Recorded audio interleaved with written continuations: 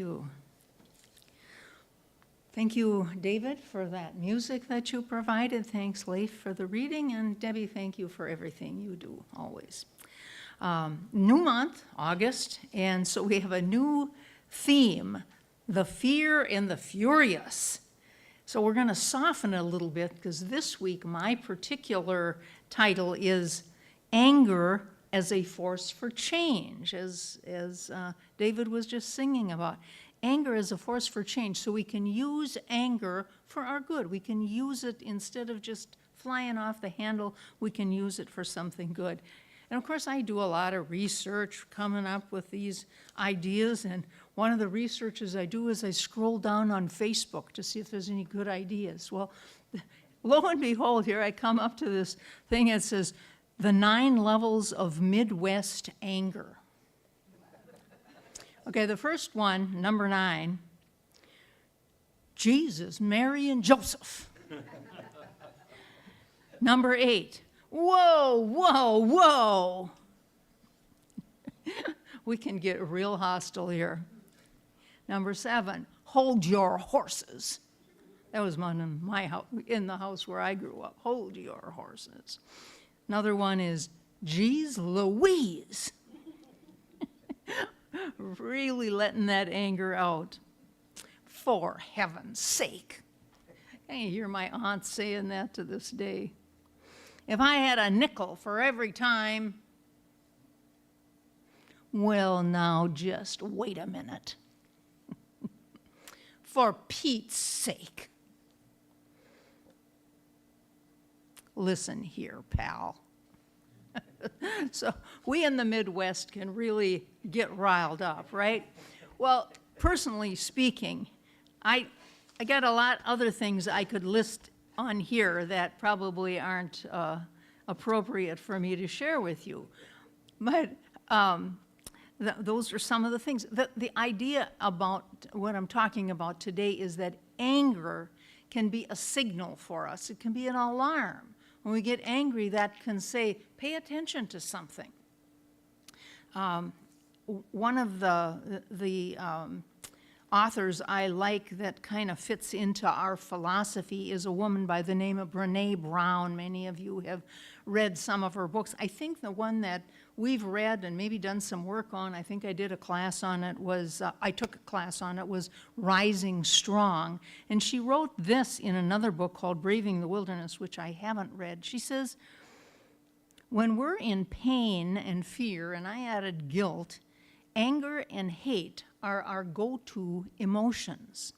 It's easier to be angry than it is to be hurt or scared. Anger is a catalyst. Holding on to it will make us exhausted and sick.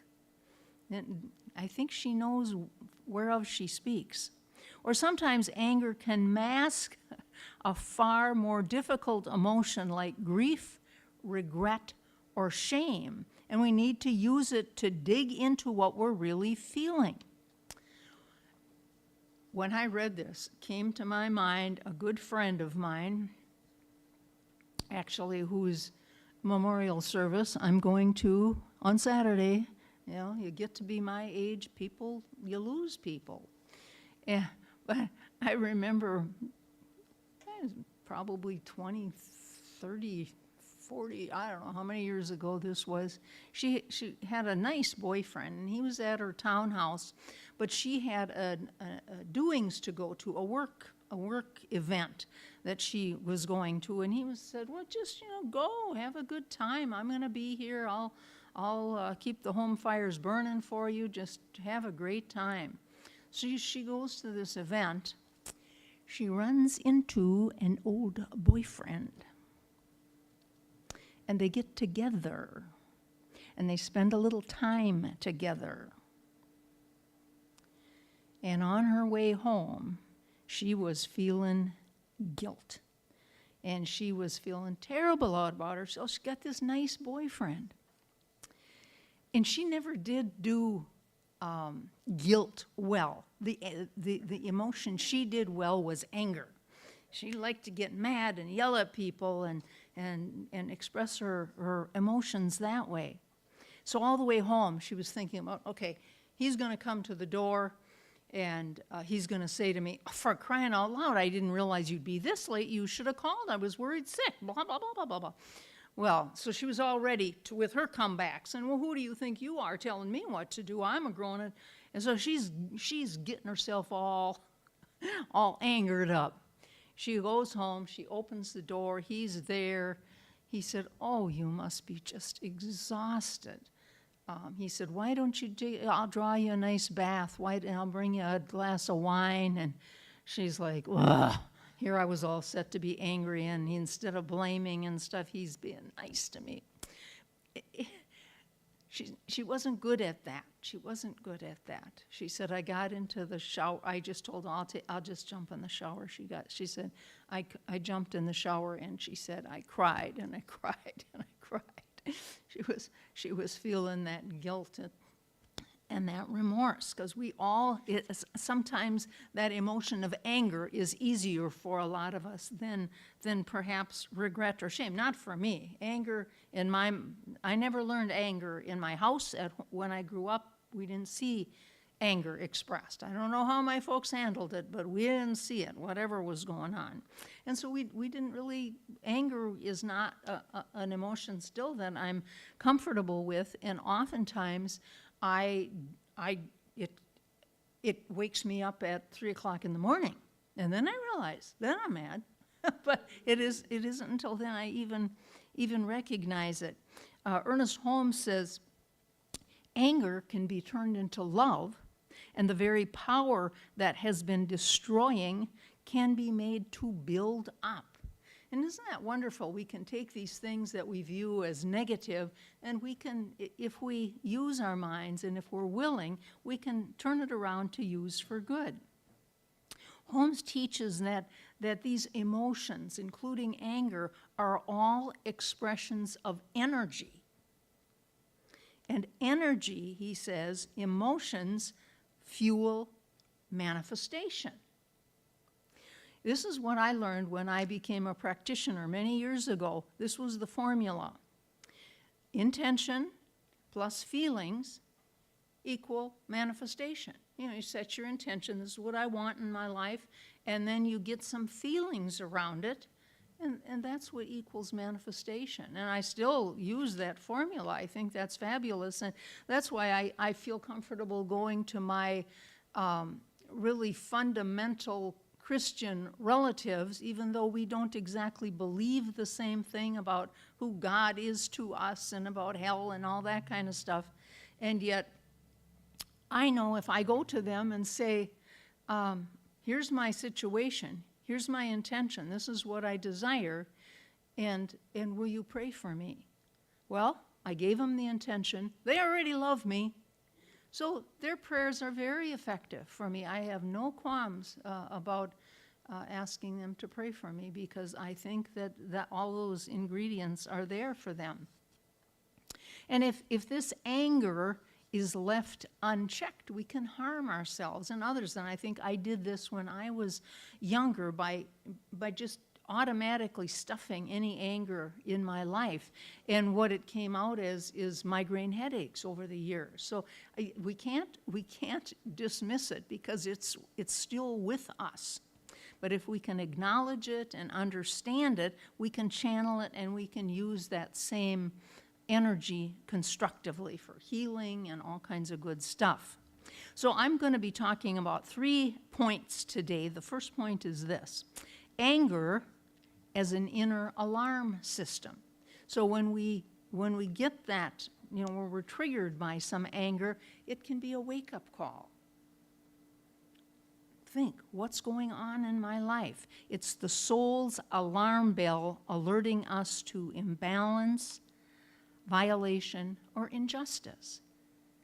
That's what anger does for us. We can think about that. Our teaching invites us to listen deeply to what these emotions are trying to teach us. It's what I love about science of mind. To me, it's practical, it's pragmatic. We can take these lessons and we can put them to work in our daily lives.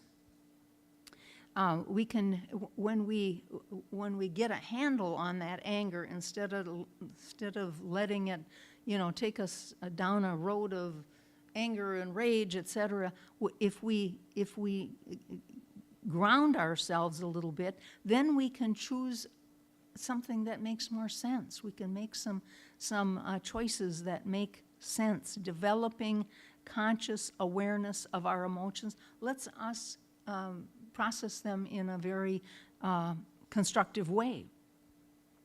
And so some of the ways that I think we can think about what's an appropriate way to channel anger. When I first brought my late husband Gary home to my house, and he was talking to my kids one day, and he says to them, he said, "Why are all the canisters in the kitchen, the coffee, the sugar, the flour, why are they all the tops are all indented?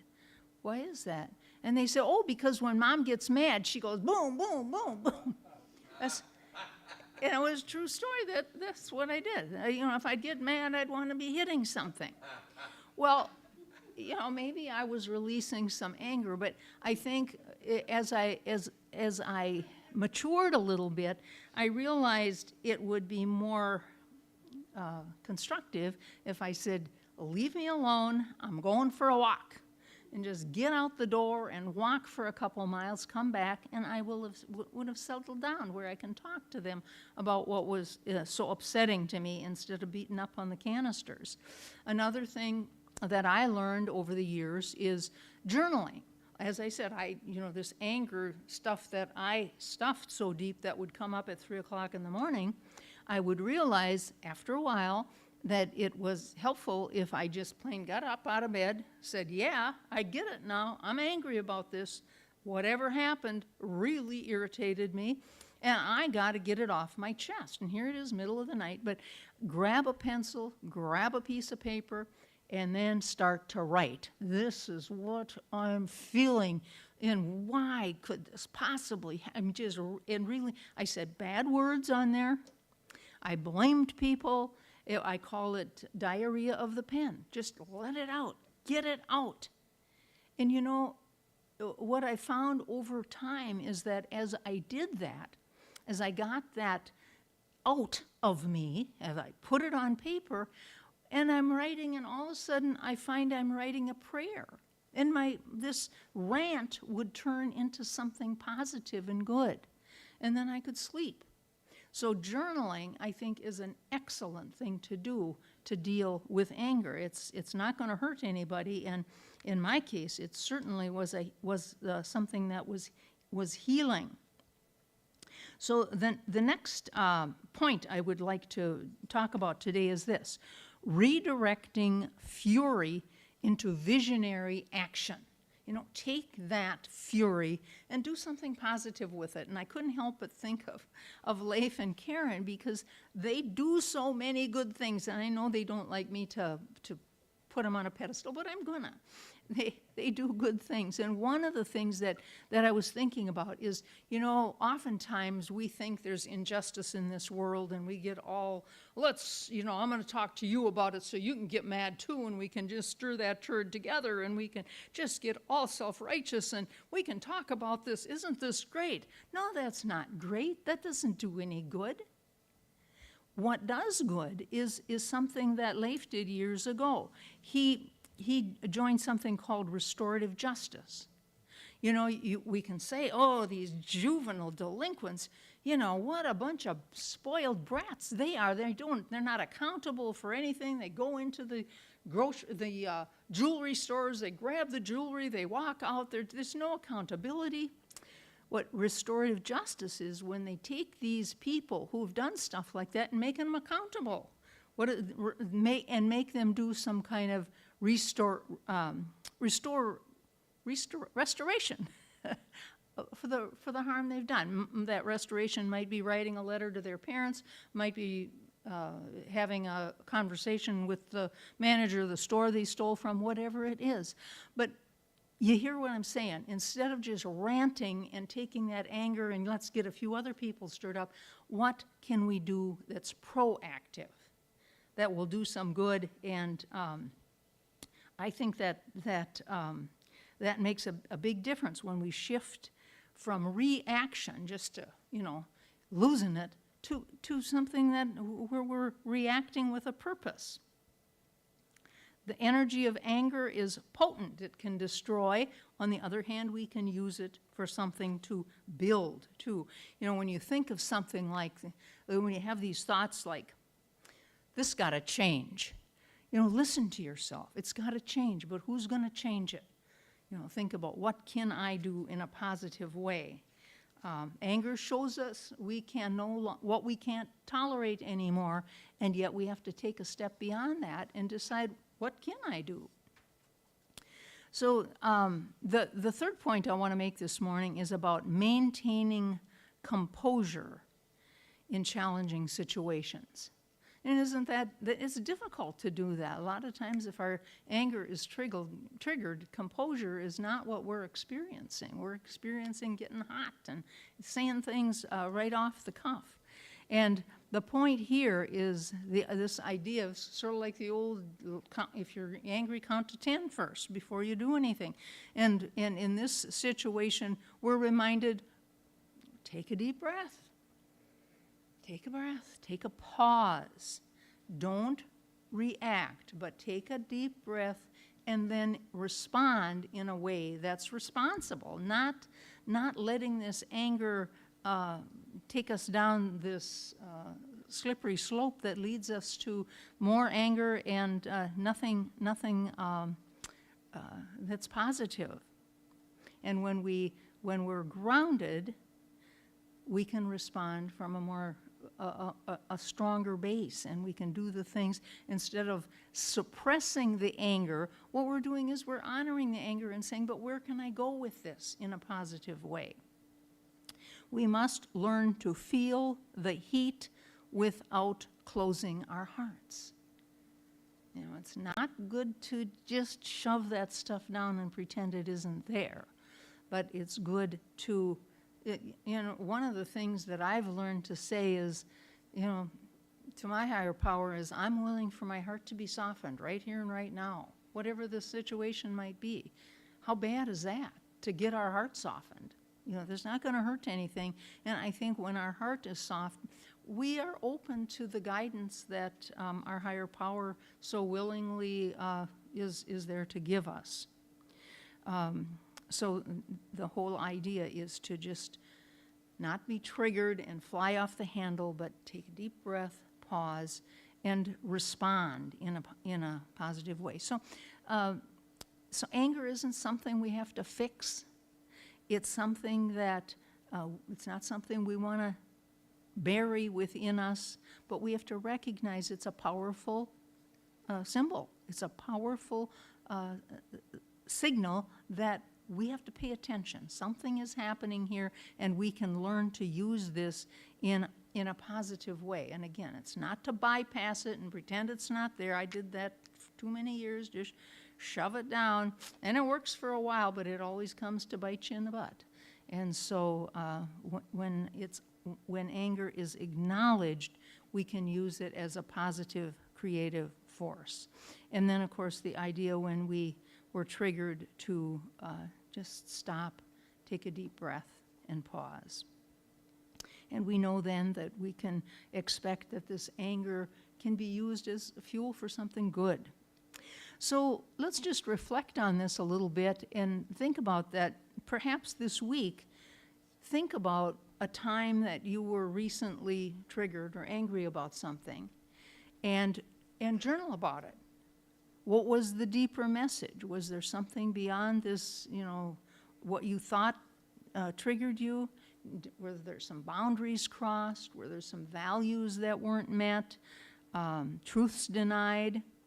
And then just kind of reflect on how you responded to that. How did I respond to that? And then think to yourself, how could that have looked different if I had responded with love? What if I had asked at that time, I am willing to have my heart softened, and then respond in that way? So that's something to reflect on this week. And if you want a little homework, here's something that you might try. When you feel anger, when you realize you're being triggered on something, when you feel that anger, take that sacred pause. Just stop for a moment, take a deep breath, and ask yourself, really, what's mine to do here? Instead of flying off the handle, what's mine to do here? What would be positive and constructive? Maybe I need to set a boundary. Maybe I need to stir up a little compassion in this situation. But whatever it is, pay attention to your emotional energy. You are not your anger. You can deal with it and you can let it work for you. So what I would like to do at this time is invite you to get comfortable where you're sitting, and I'd like to do a spiritual mind treatment, which is an affirmative prayer, just around these words that I've shared with you.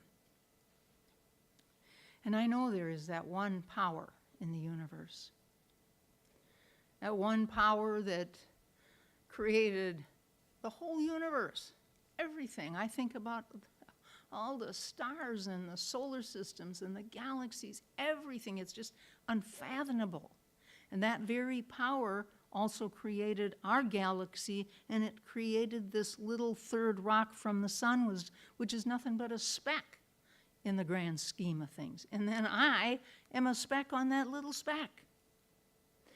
And the beautiful thing about it is this creator of all this magnificence experiences life in, through, and as me, as this little speck. It experiences life in, as, and through its creation.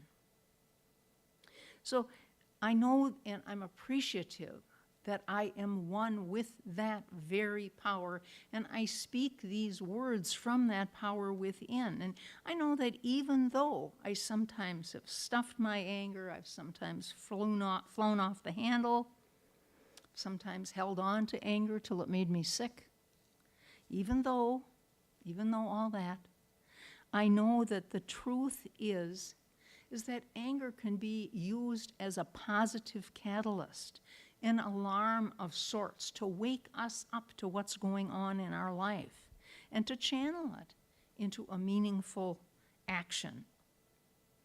I can choose to be proactive, and instead of complaining and bemoaning about the situation, I can open myself to do something that's useful, positive. I can choose to do some journaling. I can do some exercise. I can just consider other proactive ways to deal with this anger. And I'm grateful for these lessons learned. I'm grateful for the Science of Mind philosophy, which has enhanced my life.